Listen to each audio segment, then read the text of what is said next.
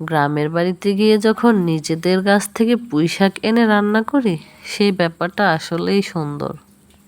আর পুঁইশাকের সাথে যদি থাকে চিংড়ি মাছ, তাহলে তো জমে একেবারে ক্ষীর হয়ে যায়। আপনাদের কার কার ভালো লাগে চিংড়ি দিয়ে পুঁইশাক, কমেন্টে অবশ্যই জানাবেন। এই শাক রান্নাটা আমাদের ঘরে সবার অনেক পছন্দ, আর আমার মায়ের তো অনেক বেশিই পছন্দ। আমি সবসময় সিম্পলভাবে রান্না করতে পছন্দ করি। কড়াইতে একটু পেঁয়াজ দিয়ে তেল, তারপরে একটু হলুদ, মরিচ, চিংড়ি মাছ দিয়ে একটু সুন্দরভাবে কষিয়ে নিব। কষিয়ে নিয়ে আমি পুঁইশাকগুলো দিয়ে দেব। কি সুন্দর টাটকা টাটকা শাক। শাকগুলো দিয়ে একটু কষিয়ে ঢেকে দিয়ে রান্না করে নিব কিছুক্ষণ। তারপরে আবার একটু নাড়াচাড়া করে দেব। আমার মতো সিম্পলভাবে রান্না করতে কে কে পছন্দ করেন অবশ্যই কমেন্ট করে জানাবেন।